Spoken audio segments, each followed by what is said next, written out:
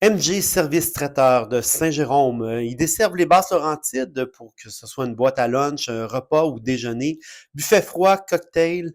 C'est votre traiteur corporatif pour l'événementiel, les anniversaires, les funérailles. Alors, vous n'avez qu'à communiquer avec MG Service Traiteur pour de la fraîcheur, de la qualité, en abondance, un service personnalisé. Savourez la différence. mgservicetraiteur.com. J'aimerais remercier Voyage Essentiel. Si pour vous, voyager, c'est une récompense que vous pouvez vous permettre, pourquoi ne pas planifier ce si beau moment avec des professionnels du voyage?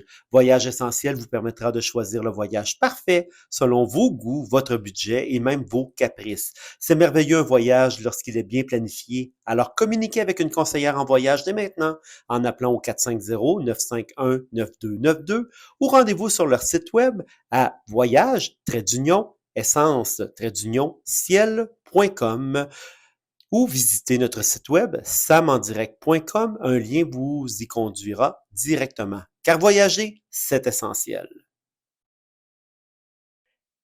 Est-ce que vous connaissez l'expérience Dixième Sens? Dixième Sens offre la location de yurts en forêt. Ce sont des hébergements insolites, circulaires, avec un petit dôme au plafond qui permet de voir les étoiles avant de se coucher. Les yurts sont situés en plein cœur de la forêt pour permettre de s'évader complètement de la vie quotidienne. Les yurts sont alloués 4 saisons et plusieurs activités sont disponibles dans les alentours. Elles ont plusieurs commodités comme toilettes à compost, literie, batterie de cuisine, poêle Martin et poêle à bois. Nous sommes une entreprise familiale qui offre un service respectueux de tous, près des valeurs des gens. C'est situé à Saint-Alexis-des-Monts. Pour avoir plus de détails, dixièmesens.com. Dans le prochain podcast, je vous invite à venir avec moi rencontrer une personnalité que j'ai eu plaisir à vous présenter au courant des derniers mois. Il s'agit de Hanneke Luca. C'est une personnalité très forte, vous le devinerez, par la charge de son histoire. Et puis, avec elle, on a fait, j'ai justement, je lui ai demandé de nous raconter son histoire. Alors, à travers la prochaine heure et demie, je vous invite à tendre l'oreille pour, pour comprendre, pour aimer cette personne qui s'est livrée en toute franchise avec moi. Et puis, c'est une entrevue très positive, hein, je tiens à le dire. C'est un entretien qui demeure très positif et qui nous donne l'espoir, l'espoir que ça peut bien aller malgré une charge, malgré une histoire qui peut être très lourde dans certains cas. Donc, je lui ai posé plein de questions que j'avais le goût de lui poser et elle a gentiment répondu. On a eu une très, très belle conversation. Alors, je vous souhaite une bonne écoute.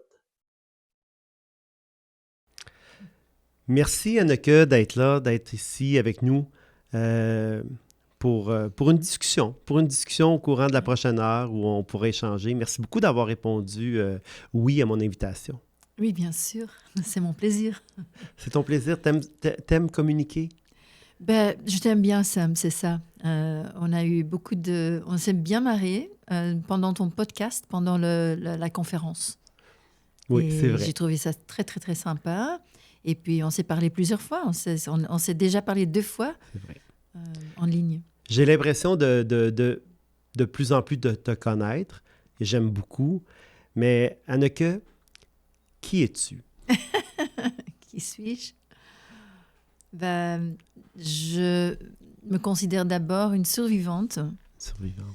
Oui. Et donc, comme l'abus que j'ai souffert en tant qu'enfant était tellement intense et extrême, toute ma vie dans ce contexte, le contexte d'abord de guérir, et puis après un temps, ça durait. Je me suis réalisée, non, mais c'est ma vie, et puis finalement, j'ai commencé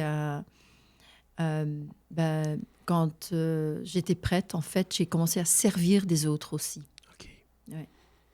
Mais justement, pour les gens qui nous écoutent, c'est pas Oui. tout le monde qui connaît ton histoire. On est de plus en plus à connaître ton histoire, mais est-ce que tu peux nous raconter, en gros, justement, cette histoire pour qu'on puisse bien situer Hanneke dans dans notre vie à nous qui recevons, qui pouvons écouter quelqu'un comme toi? Oui, d'accord.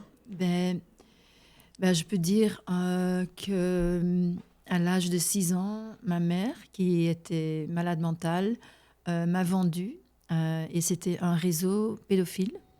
Et c'était un réseau pédophile des élites belges qui était connecté avec un réseau d'élite mondiale. Et donc, pendant les 3 premières années, de 6 à 9 ans, j'étais en Belgique. Donc, je ne dirais pas vendue, mais je dirais plutôt que ma mère était payée. Mais moi, je me suis abusée de plusieurs façons. Il y avait des aristocrates qui étaient dans ce réseau. Il y avait d'autres, des gens, royauté, judiciaire, etc. Donc, des politiciens. Moi, je ne savais rien. Je connaissais personne, mais j'ai compris après.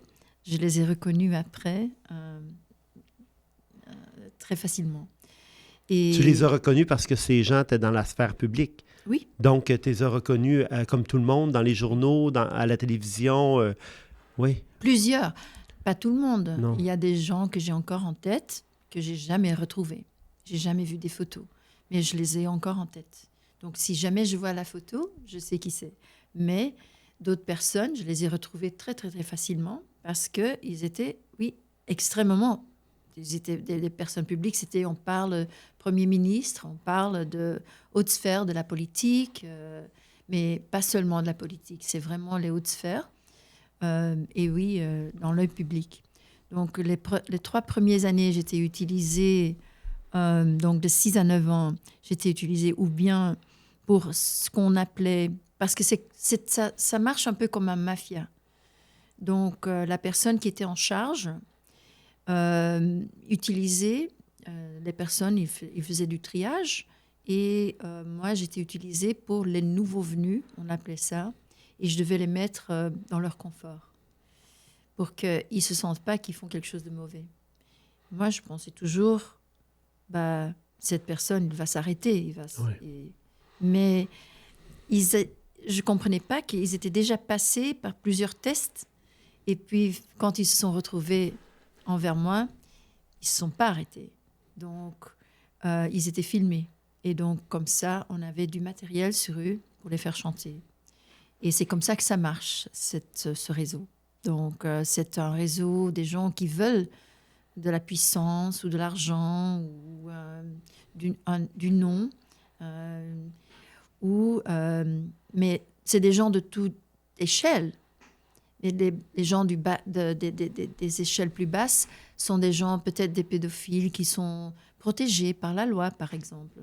Parce qu'il y a vraiment de tout. Il y a quelqu'un...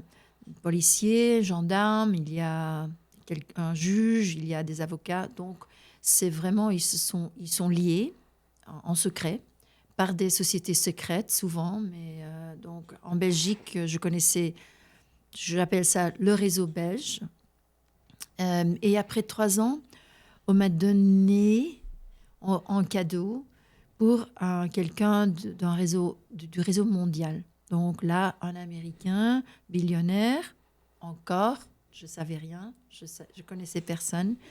Mais là, on a monté un rituel satanique pour lui plaire. C'était autour du meeting Bilderberg en 72, en Belgique.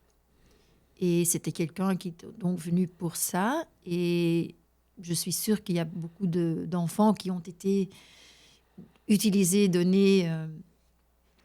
Voilà. Donc, c'était un rituel. Il y a un enfant qui est mort. Et moi, j'étais violée. Et toi, à quel moment tu t'es rendu compte que la vie que tu avais, la vie qu'on te faisait vivre, que c'était pas normal? Je ne savais pas que c'était pas normal. Effectivement, tu as commencé très tôt. Oui. Donc, à un moment donné, est-ce qu'on se rend compte que ce que les autres petites filles vivent, ce n'est pas ça et que peut-être qu'on vit quelque chose qui est étrange, qui n'est pas normal? Non, c'était plutôt qu'à cause du contrôle mental, je pensais que c'était moi qui n'étais pas normale. Mhm. Donc, je ne me sentais pas à l'aise. J'allais à l'école dans la journée parce que ma mère prenait de l'argent, mais c'était elle qui m'emmenait aux événements.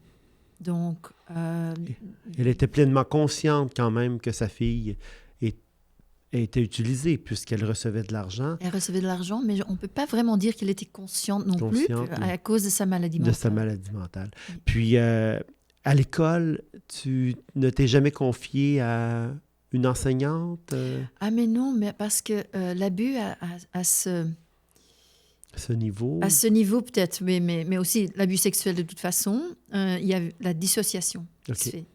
Donc, moi, dans le réseau, je me faisais traiter de pute. Donc, j'avais une honte incroyable. Et donc, si j'aurais su m'identifier en tant que pute, on m'appelait ça, donc je le croyais. Donc, j'aurais pas pu aller à l'école non plus. J'aurais pas Oui. pu me montrer le visage. J'avais trop honte. Et donc, il y avait déjà la dissociation du départ. Et à 9 ans, donc j'ai été sélectée par cet Américain qui a voulu faire de moi une esclave sexuelle d'élite. D'élite. Oui. Et qu'est-ce que ça signifie, une esclave sexuelle d'élite? Alors pour moi, ça voulait dire qu'ils allaient m'entraîner pour que je sois une chanteur, actrice en France. Donc je serais connue et j'aurais ce plateforme. Donc on pouvait me vendre à travers ma célébrité. OK. Et comme ça, Et je faire de serais... l'argent avec toi? Est-ce que ça allait, est-ce que mon hypothèse est bonne? Donc, de t'exploiter jusqu'à dans ton travail, dans ton milieu de travail pour gagner ta vie, pour que tu ramènes de l'argent à leur réseau. Est-ce que ça va jusque-là? Ben, normalement, l'argent que j'aurais fait en tant qu'actrice, etc., ce serait pour moi. Mais si je suis vendue en tant que prostituée, OK. ou c'est pas seulement pour être vendue sexuellement, mais c'est aussi pour faire de l'espionnage. Donc là, j'ai reçu du contrôle mental très fort. Pendant 1 mois, j'étais en Allemagne, donc c'est basé sur la torture. Donc là, la dissociation, elle est complète. OK, oui. Et, mais pendant cette année, de 9 à 10 ans, je me suis fait entraîner. Donc j'étais en Allemagne plusieurs fois, j'étais aussi en France pour avoir de l'entraînement, pour être, par exemple, en France, j'étais au-dessous d'un grand château et c'était pour que je sois confortable en tant que célébrité. OK. Donc moi, j'avais 9 ans, j'étais nue. Et il y avait un entourage, des personnes, quelqu'un qui venait donner du massage, visagiste, cheveux, maquillage, photographe, prof de chant, tout ça. Donc, des gens qui me disaient comment j'étais belle, etc. Et moi, je devais m'habituer à être nue, de savoir que mon corps, il n'appartient pas à moi, mais il appartient au public et que je serais donc adorée par le public et mon corps, il est de service public dans ce sens. Mais ces gens, massothérapeutes, coloristes, coiffeurs, habilleurs, Font ils, partie, ils font partie de ce système. oui. OK. Donc, c'est ce qui explique que... Oui, parce qu'on était Oui. dans un sous-sol, au-dessous d'un château. Donc, les chambres étaient très confortables, mais on était dans un endroit qui est complètement secret OK. Puis, pendant 1 semaine entière. tu as parlé de la honte. Oui. À quel moment t'as laissé tomber cette honte en te disant, mais attention, c'est pas à moi d'avoir honte. Ça prend très longtemps parce que du moment qu'on se fait abuser sexuellement, on a de la honte. Parce qu'en tant qu'enfant, on n'a pas ça en soi de comprendre qu'en fait, c'est pas notre faute. On croit que c'est ce qu'on mérite, de toute façon, en tant qu'enfant. Et après, il y a bien sûr tout le contrôle mental qui fait qu'on va être absolument sûr que c'est notre faute à nous, que c'est notre responsabilité, que c'est nous qui l'ont voulu, etc. Mais en plus de ça, dans les réseaux, Donc, dans ce réseau mondial, en fait, qui a des branches un peu partout dans le monde, donc dans les petites branches dans les petits pays et puis les petites branches dans les villes et dans les villages, puis, finalement. Donc, on fait faire, donc, en tant qu'enfant, avant, j'étais un enfant qui était jetable, on peut dire, les 3 premières années. Après, j'ai été choisie et là, j'allais devenir partie du réseau. Pour faire partie du réseau, donc les enfants souvent sont nés dans le réseau. Moi, j'allais faire partie du réseau.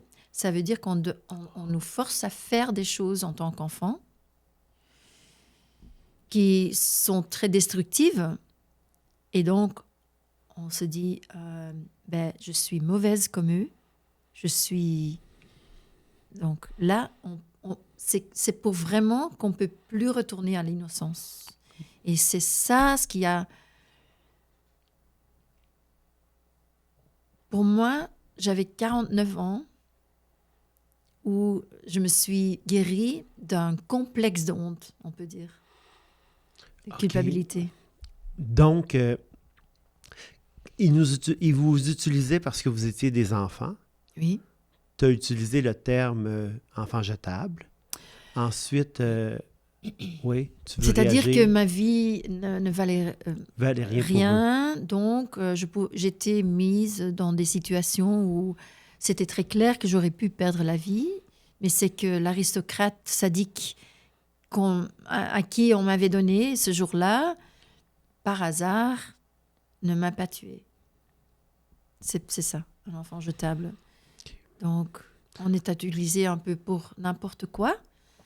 Il y a un enfant, il y a ma mère qui n'est pas bien dans sa tête, on la paye, et puis, si quelque chose arrive, il y a un docteur qui va faire un certificat, voilà, elle va être la mère victime, et puis voilà. Parce que dans ce regroupement, il y a aussi des médecins. Il y a aussi des gens qui ont le pouvoir de signer des actes de décès, etc. Absolument. Mais à un moment donné, la petite fille que tu es change, elle grandit, elle prend des formes et son corps change. Et eux, ce qui les attire, ce sont les enfants. Mais qu'est-ce qu'ils font avec une jeune adulte ou une adulte? Ouais. Parce que là, ils vous ont joué dans la tête. Mais quand vous arrivez à l'âge adulte, ils se servent de vous encore? C'est-à-dire que dans le réseau mondial, il y a beaucoup de pédophiles, c'est vrai. On les utilise parce qu'on peut les faire chanter. Mais il y a des gens au-dessus, que moi j'ai rencontrés personnellement aussi, qui en fait ne sont pas pédophiles, mais qui utilisent les pédophiles parce que, bien sûr, ces pédos, ils ont des faiblesses. Des pédocriminels, on doit dire. Ils ont cette faiblesse. Et donc, on peut les utiliser pour les faire chanter, on peut les manipuler. Et donc, il y a des gens au-dessus qui...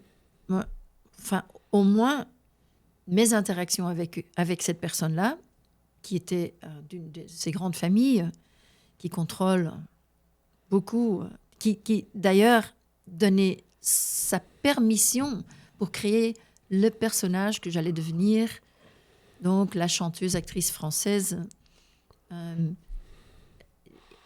Le billionnaire, qui était aussi très connu dans le monde, avait besoin de demander permission de quelqu'un au-dessus de lui dans le réseau. Donc, dans le monde, on dirait qu'ils sont pareils.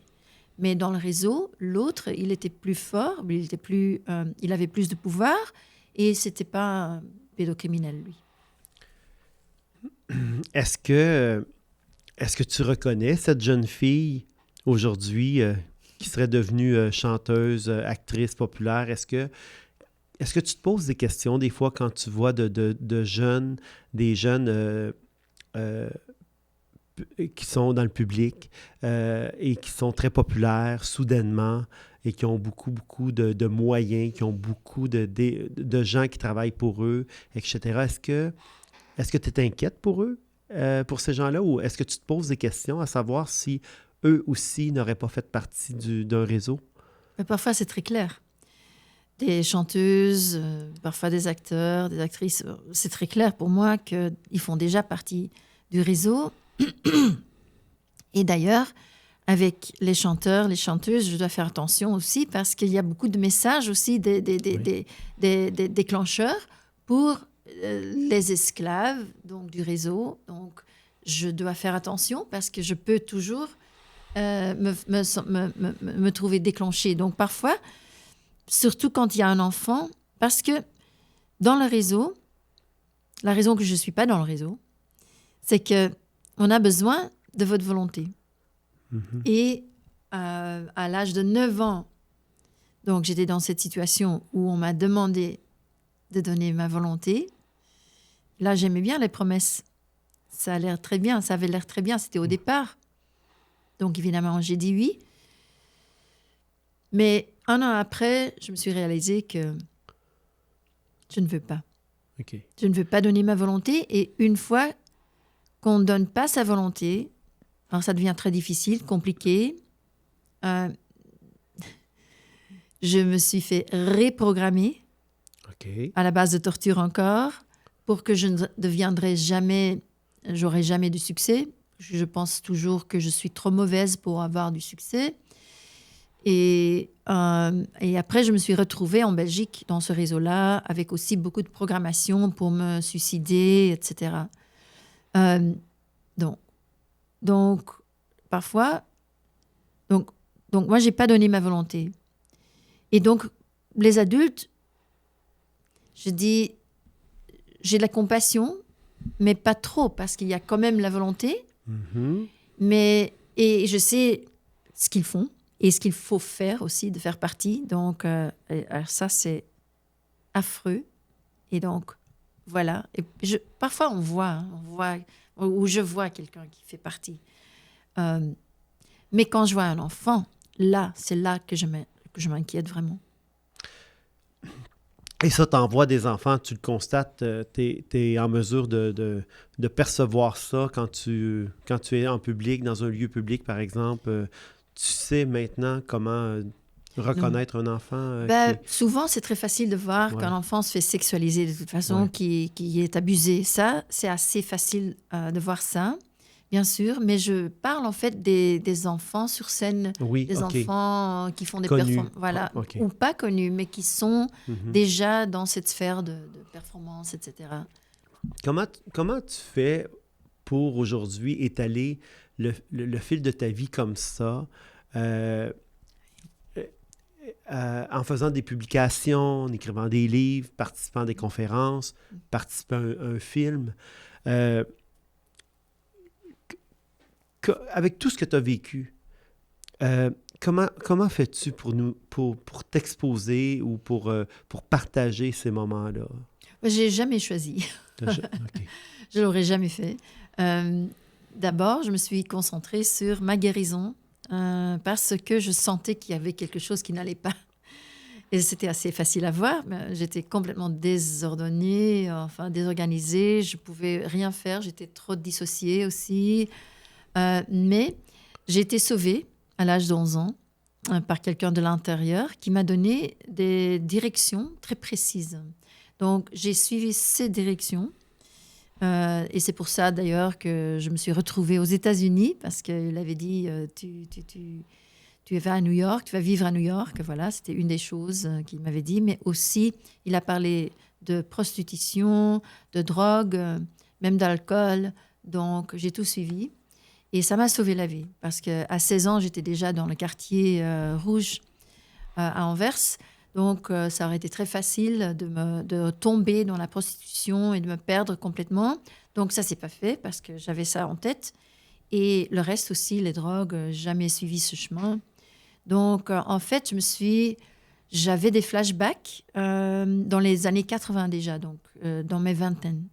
Je commençais à avoir des flashbacks, mais je n'avais pas où les placer. Je ne pouvais pas y croire. OK. Mais j'étais déjà en thérapie pour l'inceste, pour de l'inceste. Donc, je travaillais déjà sur des choses personnelles. Mais il y avait aussi que les thérapeutes, ou la thérapeute, et après les thérapeutes, n'étaient pas aussi capables de recevoir mes flashbacks. Oui. Voilà. Le niveau que tu avais subies Oui, était trop pour eux. exactement. Ils ne pouvaient pas y croire. Ils ne pouvaient pas y croire. Ouais. Ça a pris combien de temps? 10 ans, Ça a pris 10 ans pour que tu te trouves un thérapeute oui, qui était capable d'encaisser ce que exactement. tu lui livrais comme message. Exactement. Et il y avait le cas du trou juste avant aussi. Donc en 96, il y avait le cas du trou. C'était très grand en Europe. C'était en Belgique. Mais c'était en fait pour exposer, tout était là pour exposer le réseau belge. On avait trouvé 4 corps de petites filles. Voilà.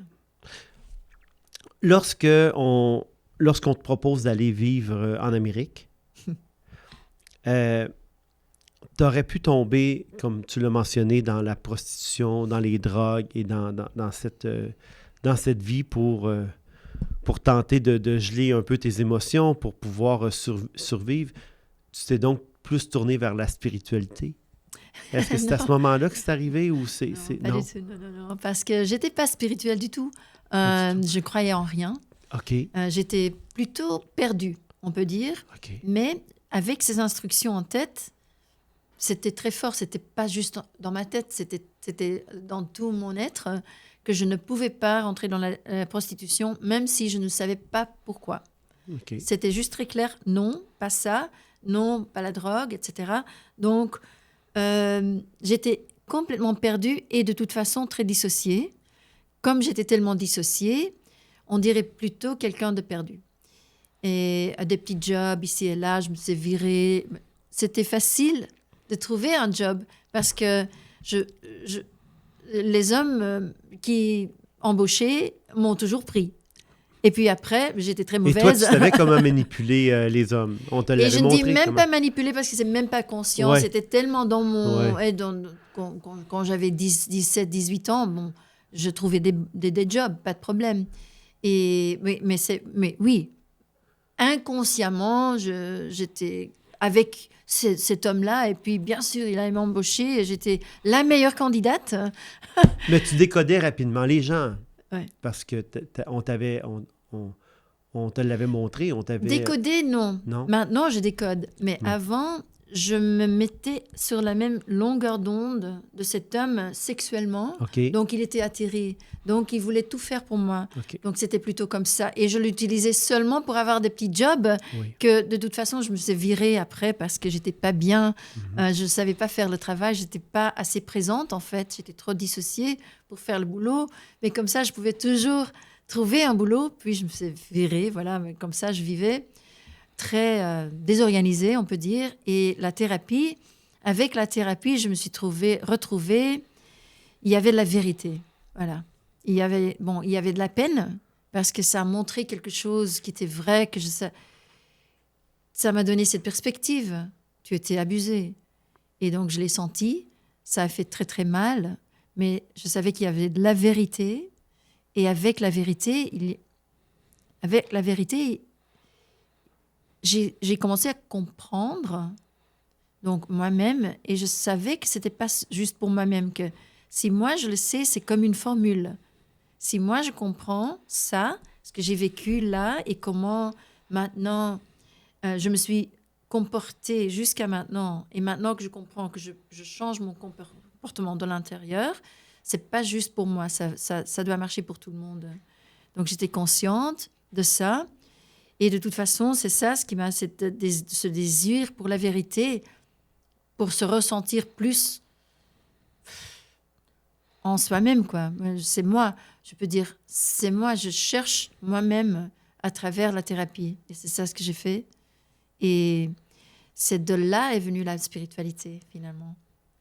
Et cette vérité, est-ce qu'elle était dure à encaisser un moment de... Oui, Ah oui, trop dur, hein, trop dur. Hein, parce que cette vérité, d'abord, c'était... Bon, d'abord, on parle d'inceste, puis après, avec la thérapeute donc, qui était ouverte pour ces flashbacks, que moi-même, je ne voulais pas y croire. Mais une fois qu'on est dans l'horreur, donc, je me suis retrouvée pendant 20 ans de me dire, mais quand est-ce que ça va s'arrêter? Je n'en peux plus. Je n'en peux plus. parce que c'est tellement grave, c'est tellement dur. Je pleure tellement. Ça- j'avais aussi besoin de survivre. Donc, j'avais besoin de mes petits jobs. Et puis, j'étais complètement... C'est tellement grave, c'est tellement dur à sentir.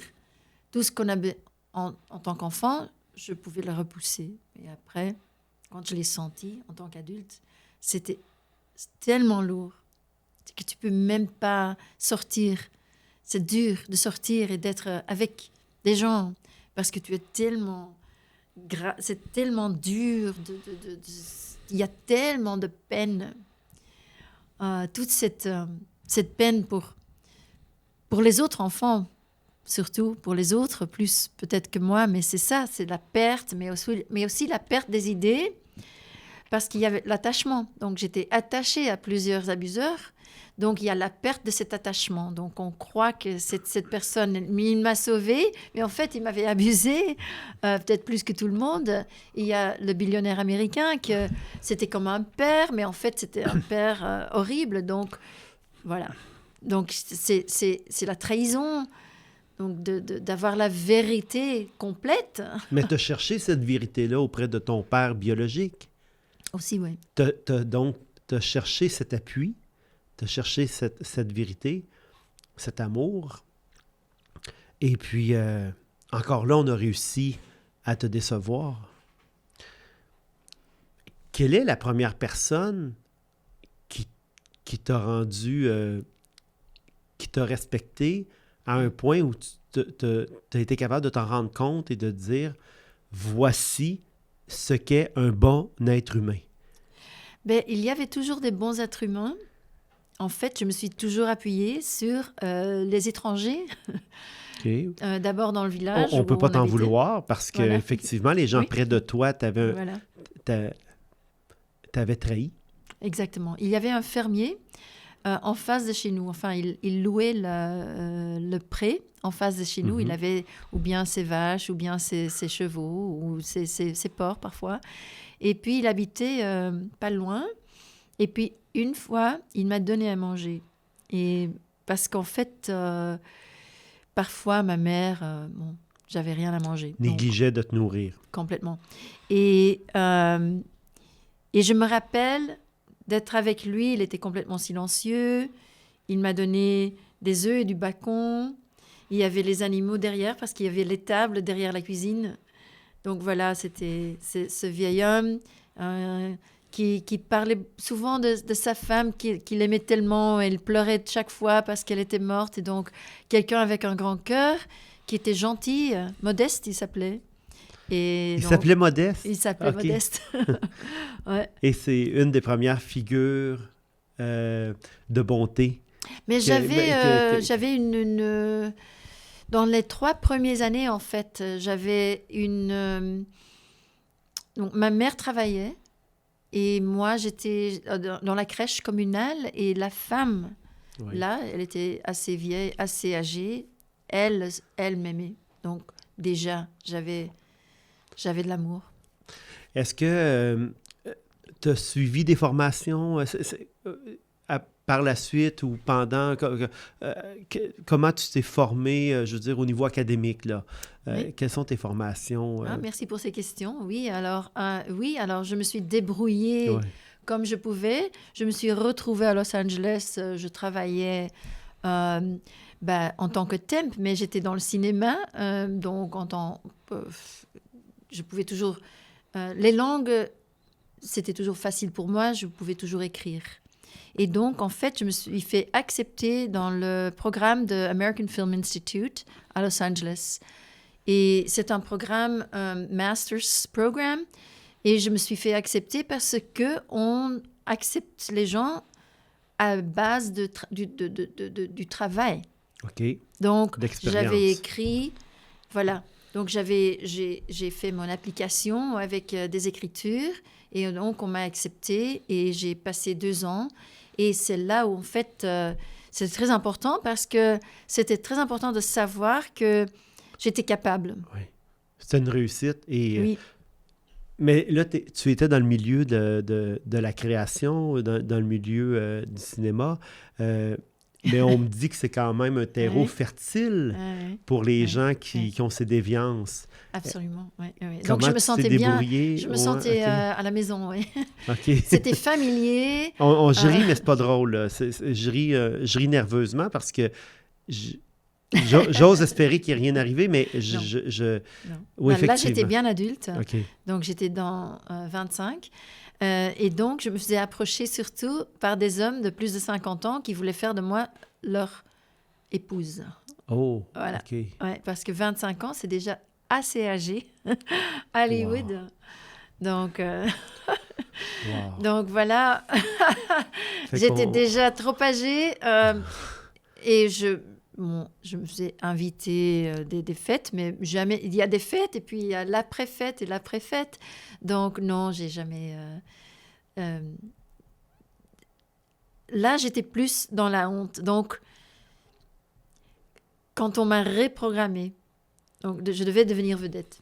Et j'ai toujours eu cette contradiction en moi que il y a ce côté vedette qui sort, et puis après, la reprogrammation. Donc, parfois, il y avait des personnes, des producteurs, enfin, j'ai jamais essayé de faire quoi que ce soit, mais par exemple, quelqu'un me voit, je dis, ils attendent beaucoup de moi. Ils pensent que je suis quelqu'un avec du pouvoir, qui connaît le système.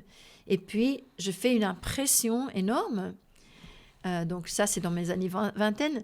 Et puis après, je les déçois complètement parce que je fais le sabotage Mhm. de reprogrammation. Et donc, je dois finir par me sentir complètement honteuse. Mais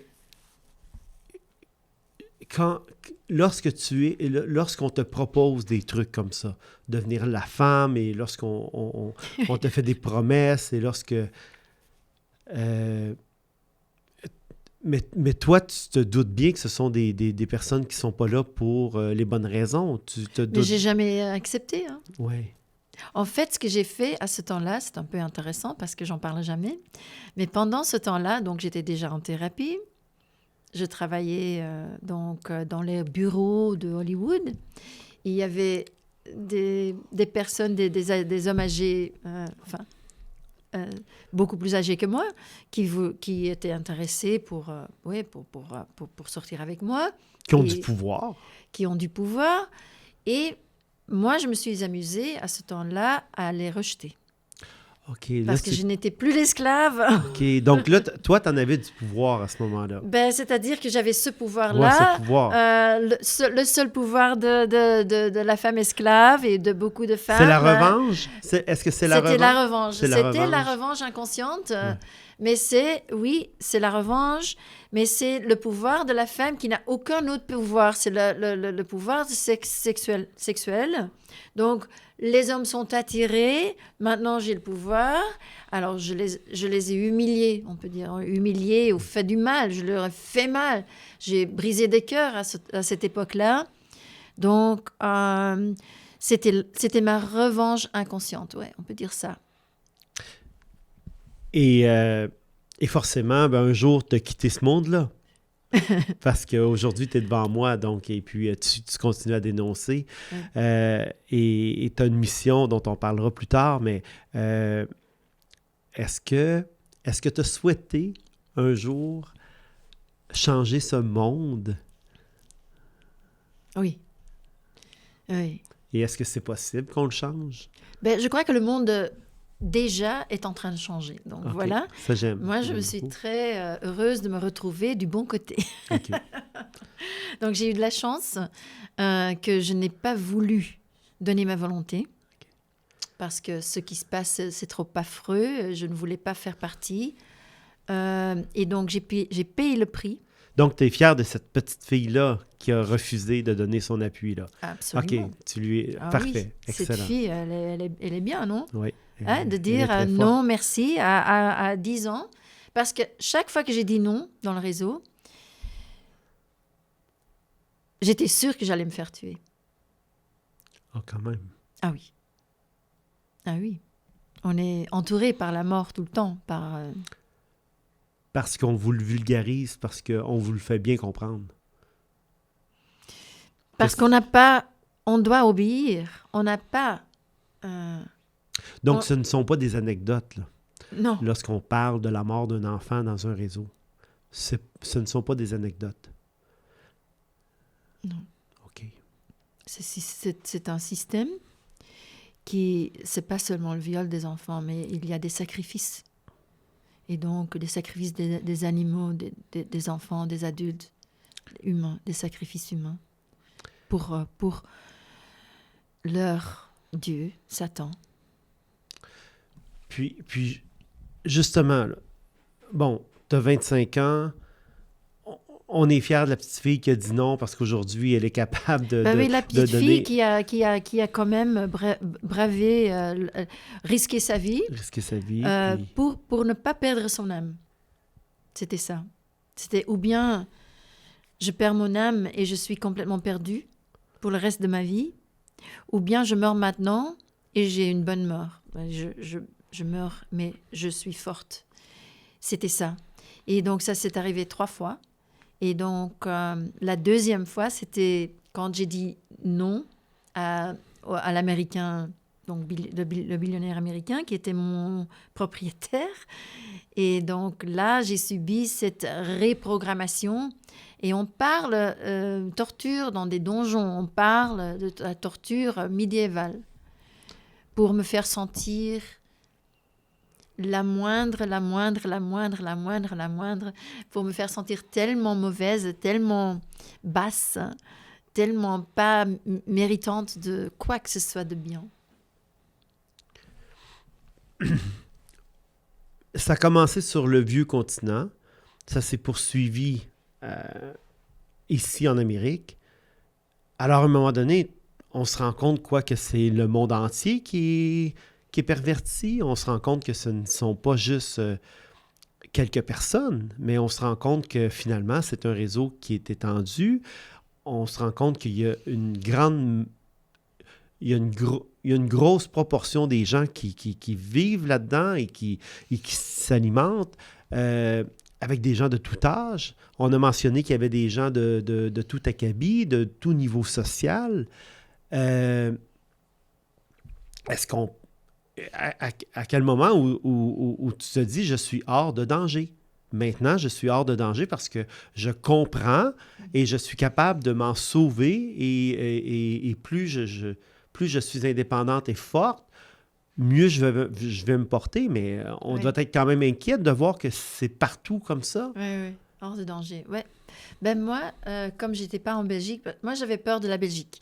Donc, j'ai commencé à parler ici, par hasard, enfin, c'était pendant un entretien sur mon travail dans les prisons. Et moi, je me sentais prête à partager mon passé.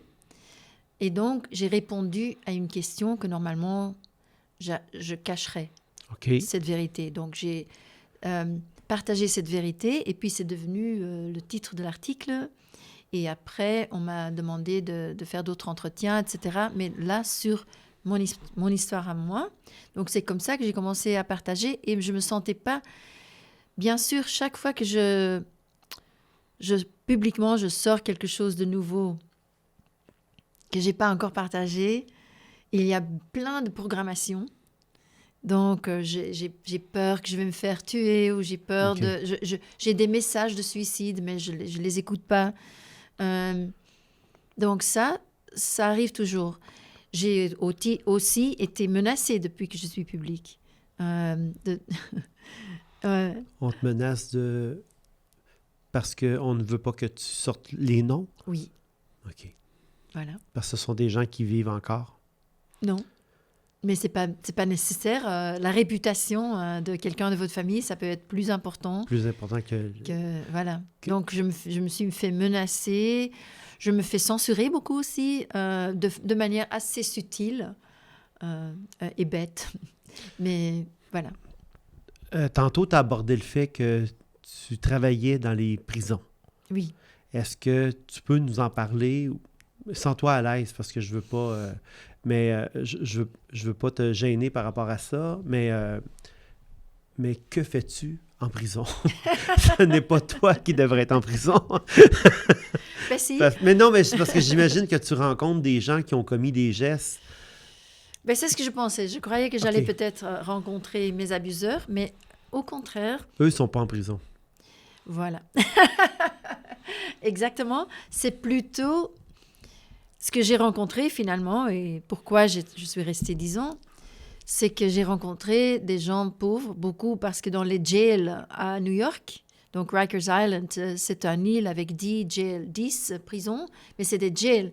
Donc c'est la cité, c'est pas la prison, c'est différent. C'est pas... Je comprends pas, Ouais, mais ça n'existe pas en France, mais c'est... Avant, d'abord on est chargé, mais c'est avant qu'on a eu son procès. oh, OK, je comprends. Voilà. Donc, avant d'être jugé, Voilà. on est en prison, mais Voilà. ce sont des centres en détention. Là. En détention, Ouais, OK, exactement. OK, Ce sont des centres de détention. Donc, ben, on était en prison aussi. Mais quand même, dans ces prisons-là, des centres de détention, c'est les pauvres. Et ce que j'ai retrouvé, ce sont des gens, de toute façon partout, qui se font traiter comme ceux qui sont les plus bas de la société, qui n'ont pas de droits du tout. Et là, voilà, je me suis retrouvée, ça c'est la petite fille que j'étais, qui se faisait traiter pareil.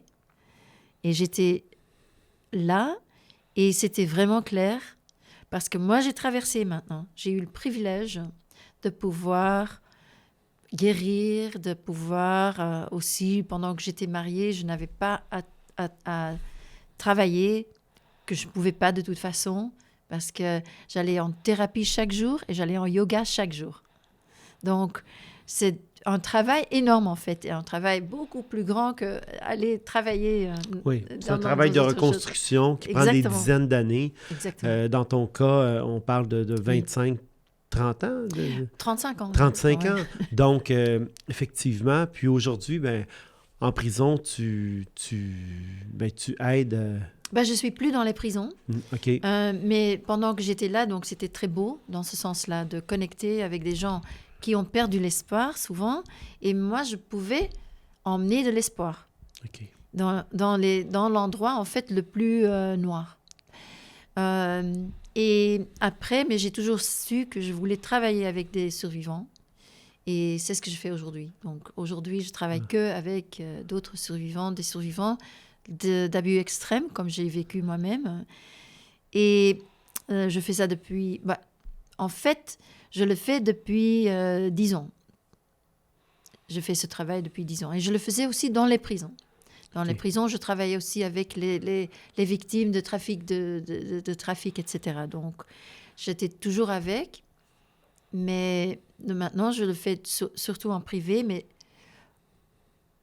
d'abord, j'ai appris beaucoup comment le réseau marche à cause des centaines de personnes que j'ai vues qui ont été dans le réseau, qui sont nées dans le réseau.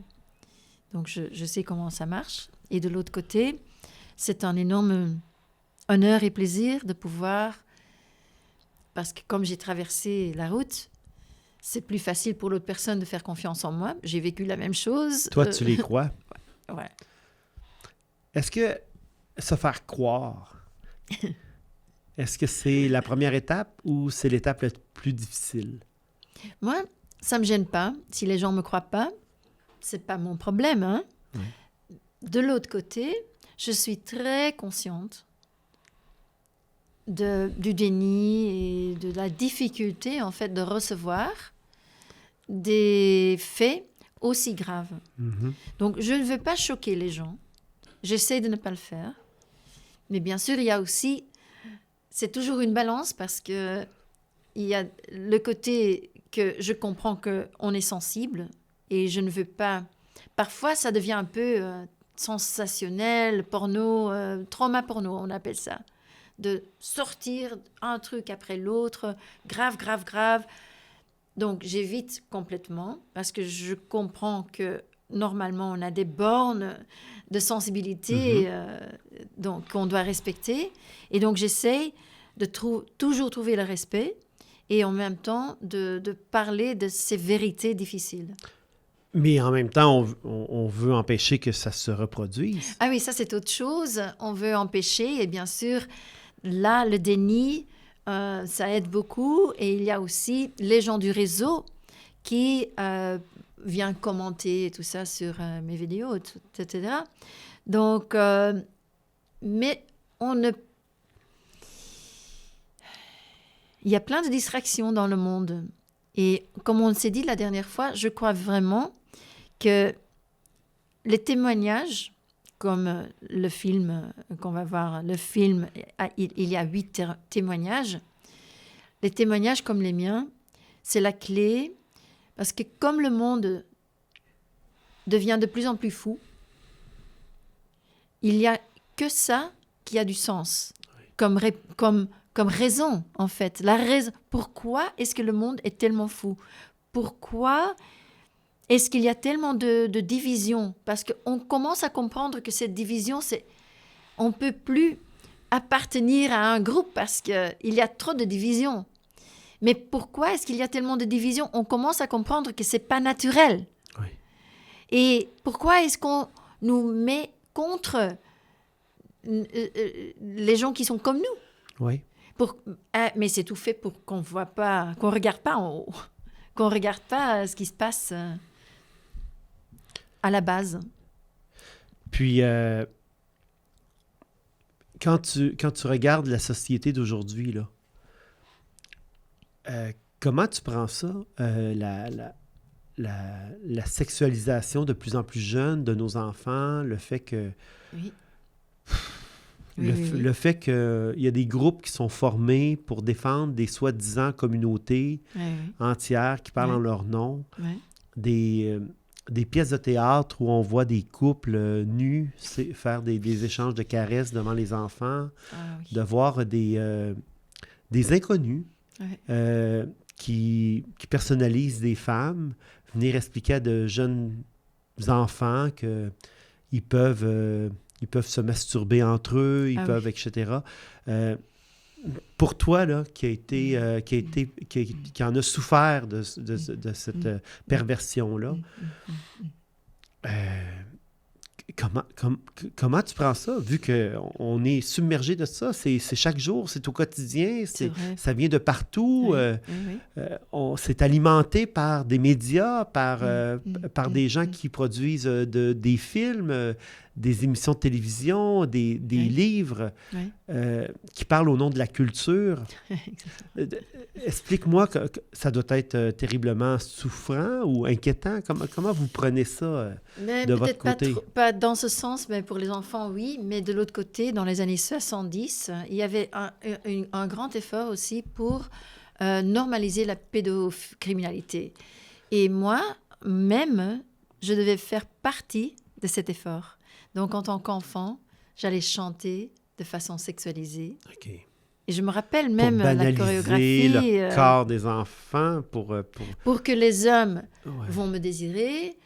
Et après, en tant que femme, je serais comme une petite fille qui s'habille comme une petite fille, qui avoir tous les garçons. Aussi, donc c'était déjà un effort. Mais là, ce qu'on vit aujourd'hui, c'est qu'il y a tellement de gens qui se réveillent. Pour moi, c'est incroyable d'avoir vu, quand j'ai commencé à parler il y a 10 ans, les réactions publiques. Oui. Et comment maintenant, les gens sont tellement plus conscients. Et donc, il y a tellement plus de lumière de l'un côté, et donc, je crois, de l'autre côté, il va y avoir plus d'efforts pour tout sortir, pour que leur agenda, parce que c'est un agenda, parce que ces pédocriminels d'élite sont des gens qui veulent contrôler tout le monde, parce qu'ils ne savent pas se contrôler eux-mêmes, et parce qu'eux, ils étaient abusés en tant qu'enfants, et ils n'ont pas eu le courage de voir que c'était leur abuseurs, leurs parents, les figures d'autorité, qui leur ont fait mal. Alors, ils vont dire, au lieu, c'est correct ce qu'ils ont fait. c'est bien, c'est pas mauvais. Et moi, je vais faire la même chose parce que je dois toujours prouver qu'eux, ils avaient raison. Donc, c'est une loyauté envers leur abuseur et une revanche inconsciente contre la nouvelle victime.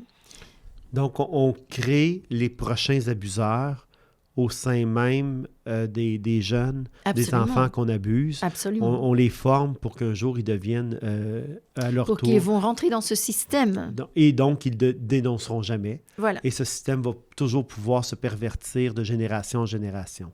Mais maintenant, il y a plein de survivants qui pas seulement vont parler publiquement, ce qui se fait beaucoup, mais il y a aussi plein. Moi, j'ai été contactée par des centaines de personnes, mais il y a tout le monde qui commence à se rappeler de ses souvenirs d'abus rituels et de contrôle mental. Donc, il y a tout ce qui sort dans la lumière, là. Et aujourd'hui, avec un simple micro, une caméra, on est capable d'avoir accès au monde entier. Exactement. Ce qui, il y a quelques dizaines d'années, était réservé à l'élite. C'est vrai. C'est vrai. Même que on peut toujours, la technologie, ils vont toujours essayer de censurer, mais finalement, je crois que c'est même pas... C'est bête, quoi. C'est bon, essayez, allez-vous-en, hein, essayez. Mais on sort, oui, nos histoires vont sortir, c'est clair. Donc, selon toi, il y a de plus en plus de personnes conscientes qui sont capables, justement, de comprendre ce que vous leur livrez comme message, aussi comme témoignage. Complètement. Et puis... est-ce que cette société-là, est-ce que donc tu considères que la société s'embellit? Est-ce que oui.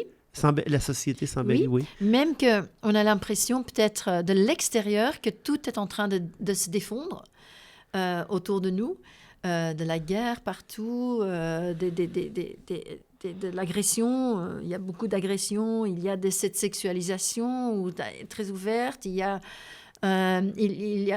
la vulgarité partout, il y a des rituels sataniques devant nos yeux, dans les médias.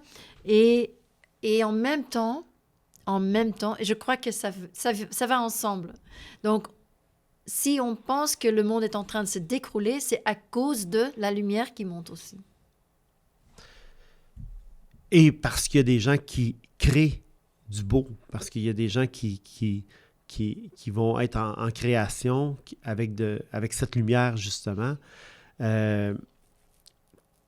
Toi, tu te dédies corps et âme à ça. Donc, tu n'hésites pas à prendre l'avion, à aller en Angleterre, justement. Tu es venu ici au Québec.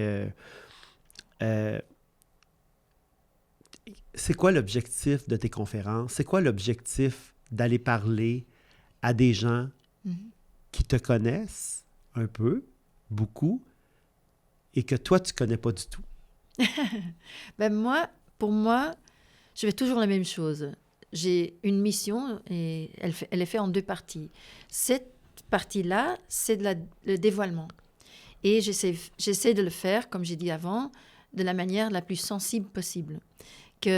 Parce que je sais que j'ai un don à expliquer.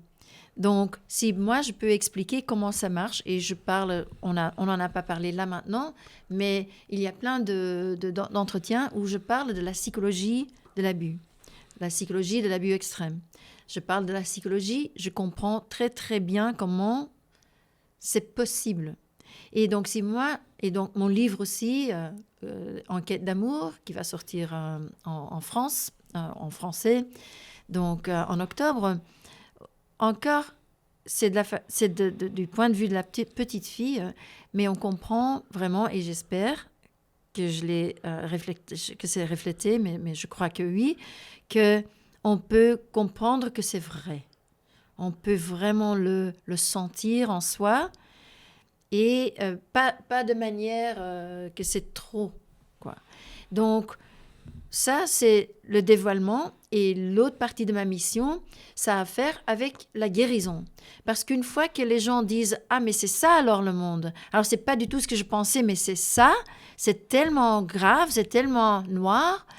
Alors à ce moment-là, moi j'ai développé un système psychologique où c'est en fait la réponse quand on est là. Qu'est-ce que je peux faire maintenant? Si ça, c'est le monde, qu'est-ce que je peux faire? C'est un peu mon système psychologique, le modèle inconditionnel, c'est la réponse à ça. Donc, c'était pour toi tout à fait normal et bien dans ta vie de participer à un film comme Les Survivantes de Pierre Bernarias. Ben, j'étais déjà publique depuis 10 ans, donc oui, évidemment. Et comment tu te trouves au cinéma? Parce qu'on t'avait promis ça quand tu étais jeune. Et puis là, J'ai aujourd'hui... même pas pensé à ça, tu vois. J'avais même pas pensé. Et aujourd'hui... Parce que c'est autre chose. Parce que les films, je devais être nue d'abord. Et j'ai jamais été dans un film. J'ai eu une performance de chant qui était très répétée. Et j'avais des cours de chant avec un chanteur français connu. Donc, j'ai eu une performance, exactement. Et c'était dans le réseau. Et c'était pour des gens que après j'ai reconnu, c'était un peu l'élite, les célébrités de cette année, de 73. C'était beaucoup de chanteurs, beaucoup d'acteurs, des royaux, des premiers ministres, des politiciens canadiens, des politiciens de partout au monde qui participaient, qui étaient là. Cette semaine, c'était une semaine d'événements avant le 30 avril, qui est une grande journée pour eux. Et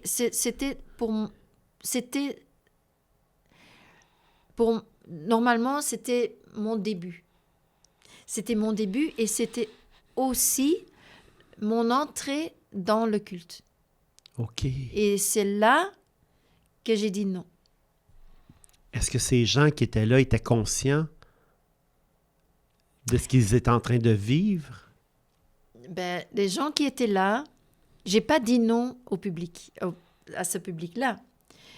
Parce que j'étais entraînée, donc je savais que je ne pouvais pas juste dire non comme ça à cause de la façon que j'étais entraînée, malheureusement. C'était très clair que je n'avais pas le choix dans le moment. Mais en moi, j'ai dit non.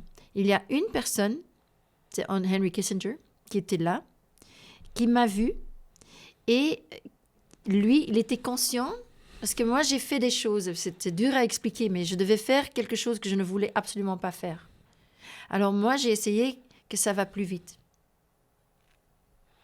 Et lui, il était conscient. Il l'a vu, ce que je faisais.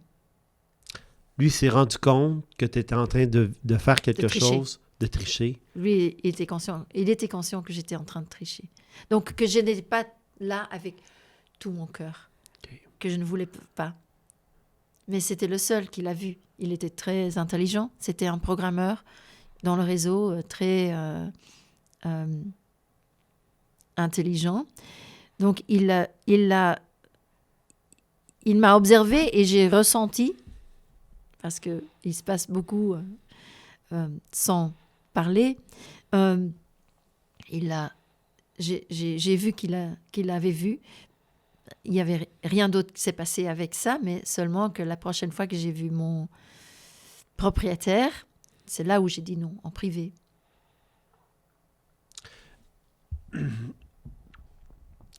Mais ces gens qui sont dans la salle, qui reçoivent ce que tu as à offrir, ils font pas toute partie du réseau. Si. Ils font partie du réseau. C'était des événements. OK, réservé. C'était autour des orgies, c'était autour d'une semaine de festivités du réseau. Donc, c'était tous des gens connus qui étaient dans le réseau. Il y a plusieurs de sacrifices qui se sont faits pendant cette semaine. OK. Donc, pour eux, de te voir t'exécuter, voilà. Il y avait rien... C'était une performance, on était dehors. Okay, c'était pas dans une salle. Okay. On était dehors en Italie, au lac de Como. Est-ce que tu crois qu'aujourd'hui, ces mêmes rituels, ces mêmes performances, si on peut appeler comme ça, se déroulent encore? Mais est-ce qu'il y a quelque chose qui s'est fait pour l'arrêter? Oui. Et si, est-ce que tu crains de parler des fois, exemple, à des politiciens, en sachant que pour beaucoup, ils peuvent déjà être dans ce système-là? Ou est-ce que tu crois encore que, par exemple, de bons politiciens qui pourraient entendre ce que tu as à dire, qui auraient de, de bonnes personnes en situation d'autorité, qui ont le pouvoir de changer les choses, qui pourraient t'écouter, qui pourraient t'entendre? Moi, je ne crois pas en politique, surtout pas politique globale Oui. ou même nationale. Le plus grand, c'est le moins que j'y crois. OK. Parce que c'est ces gens-là que j'ai eus, c'est ces gens-là qui sont des pédocriminels, qui sont dirigés par des gens au-dessus d'eux. Donc, j'y crois pas. J'ai fait une petite chose à New York, que je voulais faire partie de quelque chose pour pousser un loi pour protéger les victimes. Et je me suis rendu compte, mais qu'est-ce que je suis en train de faire? C'est ridicule. Ce qu'ils font, ça n'a rien à voir. Ça n'a rien, absolument rien à voir avec vraiment aider les victimes. Voilà. OK. Est-ce qu'aujourd'hui, tu vis bien? Dans le sens, est-ce que tu dors bien? Je sais que tu manges bien. Je sais que tu fais beaucoup de yoga, que tu as une vie posée. Oui, Tu prends soin de toi. oui. Aujourd'hui, tu vis bien? Super bien. Oui. Ah oui, ah oui. Mais je suis super bien parce que je me sens complètement alignée avec ce que je dois faire, donc ce qui est mon devoir, mon rôle dans la vie. Je ne prends pas la vie trop au sérieux. Il y a beaucoup de l'humour hein, dans tout. Et oui, bien sûr, je dois prendre soin de moi parce que j'ai beaucoup de travail à faire. Je dois avoir l'énergie. Et Le comme yoga, quoi, ça me donne l'énergie. et comme quoi dans ton travail, quels sont tes projets publics là, qu'on peut connaître? Il y a mon livre qui va sortir en français, mais aussi en néerlandais, en polonais et en russe. Donc ça, c'est un projet. Je donne des cours, beaucoup de cours sur mon modèle inconditionnel. Je veux traduire ces cours en français aussi. Je les donne en anglais. C'est des cours de niveau. Donc, je donne des cours pour tout le monde. Et puis après, je donne des cours pour des gens qui aident les autres. Donc, qui travaillent avec des OK, victimes. OK. Donc c'est Et c'est tout des ça cours. se fait en présentiel ou en visioconférence? Comment Les deux. Donc, tu peux Les livrer deux. tes cours de ces deux façons. Oui. Donc, tu aides des gens à aider des gens. Oui. OK. Puis, donc, aujourd'hui, tu es heureuse. Oui. Je te cite souvent un exemple Ah oui. pour mentionner aux gens que être survivante, Oui. c'est possible de guérir. Ouais. Et C'est possible de guérir. Oui. c'est possible C'est l'esprit. C'est l'esprit. Oui. C'est parce que tout vient par l'esprit. Alors guérir, c'est spirituel parce que c'est l'esprit qui nous guide et guérir, c'est toujours des tests. Ça vient toujours pour nous montrer quelque chose finalement. OK. Et une fois qu'on a appris la leçon, il y a le calme, on se sent plus soi-même, on se sent mieux, on est plus épanoui, on est plus intégré. Donc, on devient de plus en plus heureux. Et ça amène naturellement au service pour aux autres. Et est-ce que ta vie aujourd'hui, est-ce que cette vie-là, est-ce que tu l'aimes? Est-ce qu'aujourd'hui, tu l'apprécies? Je crois que je te l'ai dit la dernière fois, c'est pas une vie que j'aurais jamais choisie par mon ego. Par mon ego, je dis, ah non, merci, je préfère peut-être avoir une vie tranquille. Mhm. ou quoi que ce soit, mais pas ça, quand même. Mais la réalité, c'est que je suis tellement heureuse d'être du bon côté et d'avoir quelque chose à faire et à dire et que je puisse atteindre euh, les gens du cœur. Ça me donne énormément de plaisir parce que je le reçois aussi. Donc, ça part de tous côtés, quoi. Mais je ne veux pas exagérer, je ne suis pas toujours éclatée comme ça. C'est la vie, c'est pas, c'est pas comme si c'est chaque jour heureux, mais bon, réellement, je suis alignée avec mon but, je crois. Et donc, je me sens de plus en plus... Tout ce que j'ai reçu dans le contrôle mental, c'était pour être très efficace à faire des choses pour eux. Et j'ai reçu le training et maintenant, j'utilise beaucoup de mon training pour en fait faire exactement l'inverse, pour pouvoir aider les autres.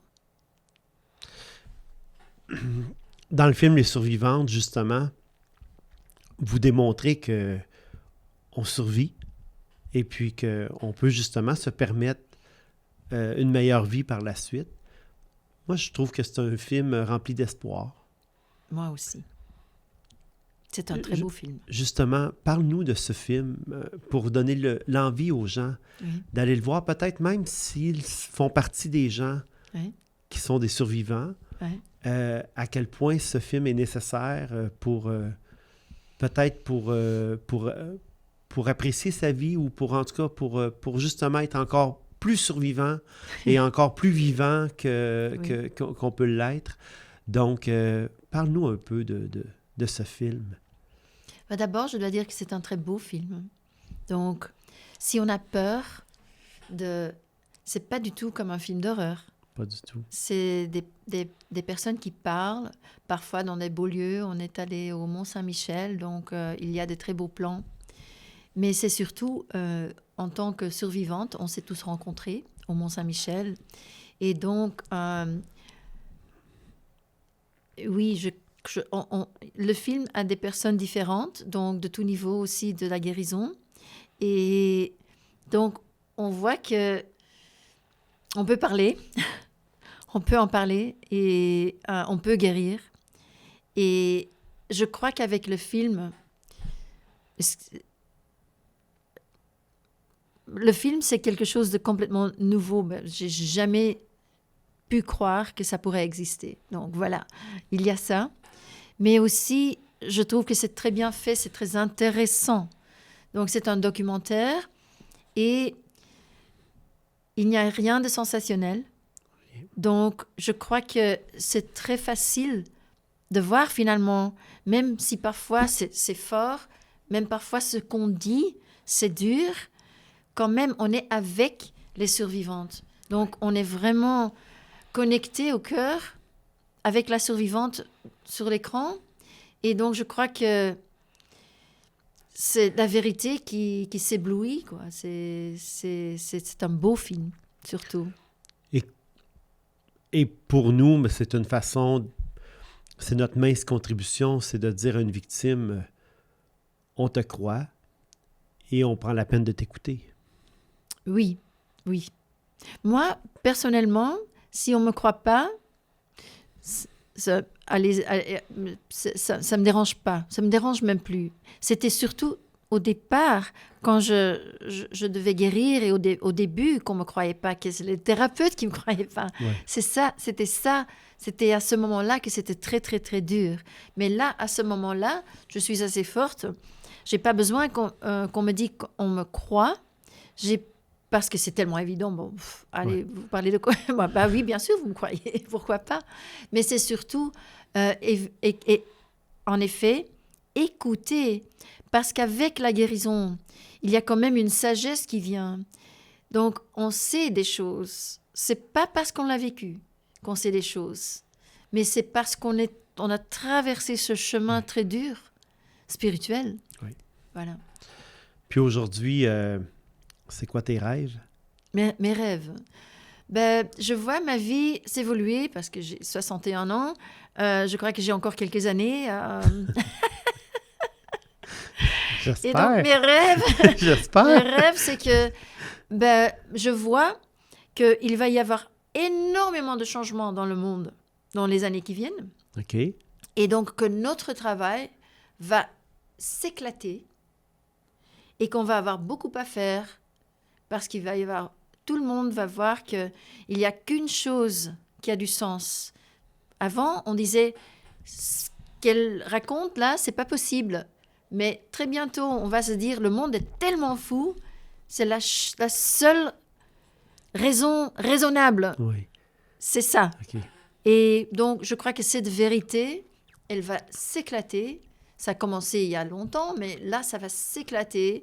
Et donc, je crois qu'on va avoir beaucoup à faire parce que de l'autre côté, on va aussi pousser du côté destructif. Ils vont essayer aussi. Et donc, nous, on va avoir beaucoup à faire. Voilà. Et c'est mon rêve d'être utile. D'être utile, d'être connecté avec les gens du cœur, de donner de l'espoir. Donc, moi, le plus que je le fais, le mieux que c'est. Voilà.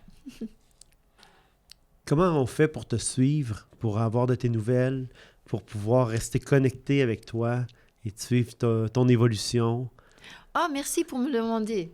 Parce que oui, il y a mon site annekeluca.com.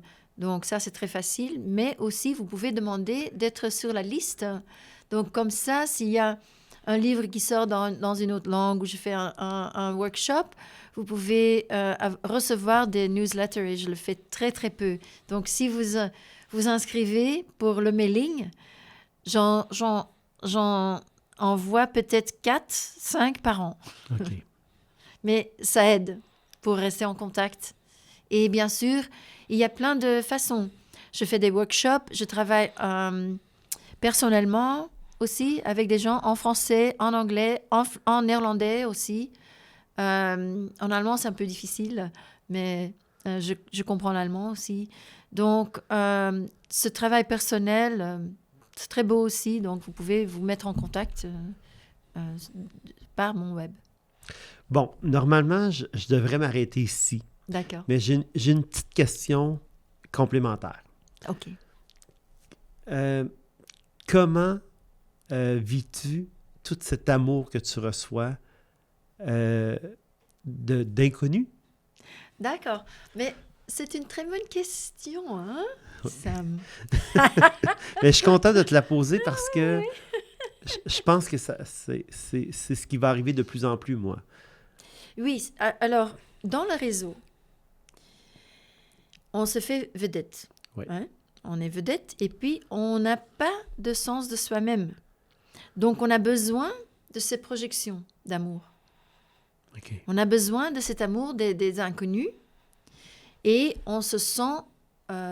c'est comme un drogue. C'est comme ça qu'on sent le pouvoir. OK. Donc, les vedettes, je peux te jurer que quand une vedette est sur scène, il y a 10 000 personnes qui applaudissent. Ils sont complètement high. Ouais. OK? Et donc, dans le réseau, c'est ça ce qu'on a besoin. Et maintenant, le réseau, ce qu'ils ont, c'est... Ils vont toujours chercher la faiblesse. Donc, si toi, tu deviens vedette, c'est toi, tu deviens connu, le réseau, ils vont essayer de t'avoir.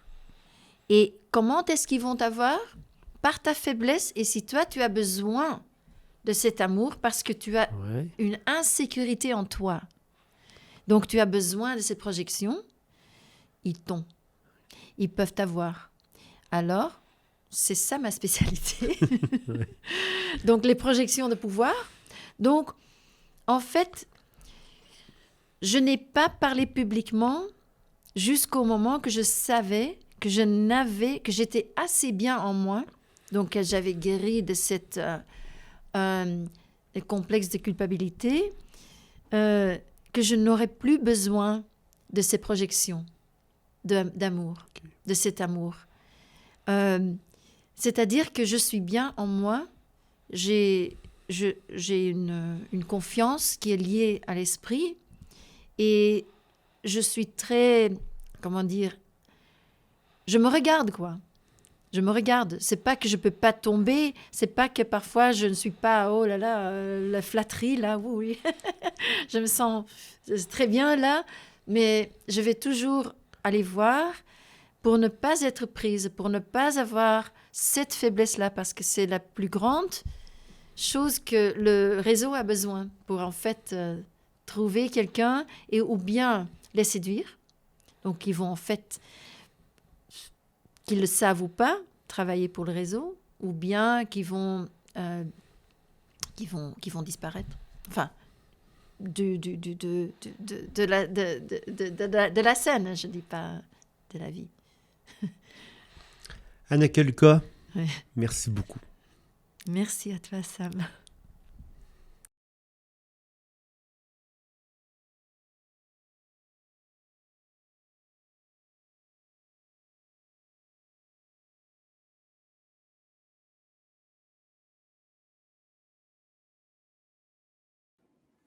Cette rencontre est également une présentation de Carole Laurando, accompagnatrice holistique.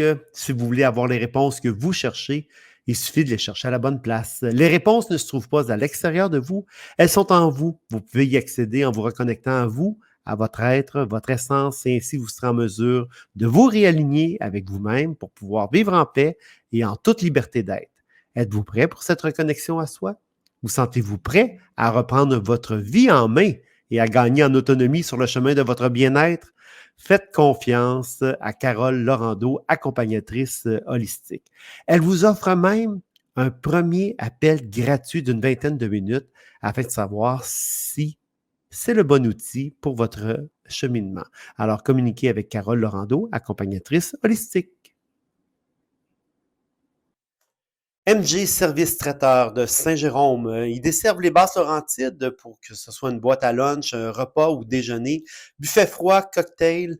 C'est votre traiteur corporatif pour l'événementiel, les anniversaires, les funérailles. Alors, vous n'avez qu'à communiquer avec MG Service Traiteur pour de la fraîcheur, de la qualité, en abondance, un service personnalisé. Savourez la différence. mgservicetraiteur.com.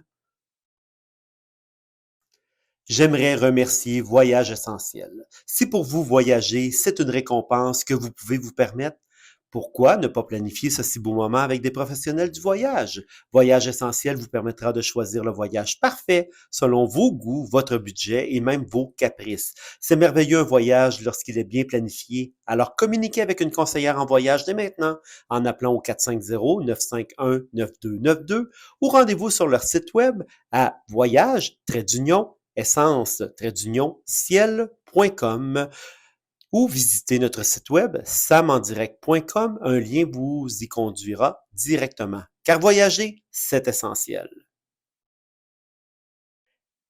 Est-ce que vous connaissez l'expérience Dixième Sens? Dixième Sens offre la location de yurts en forêt.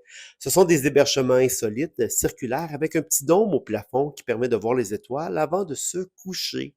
Les yurts sont situés en plein cœur de la forêt pour permettre de s'évader complètement de la vie quotidienne. Les yurts sont alloués 4 saisons et plusieurs activités sont disponibles dans les alentours. Elles ont plusieurs commodités comme toilettes à compost, literie, batterie de cuisine, poêle Martin et poêle à bois. Nous sommes une entreprise familiale qui offre un service respectueux de tous, près des valeurs des gens. C'est situé à Saint-Alexis-des-Monts. Pour avoir plus de détails, dixièmesens.com.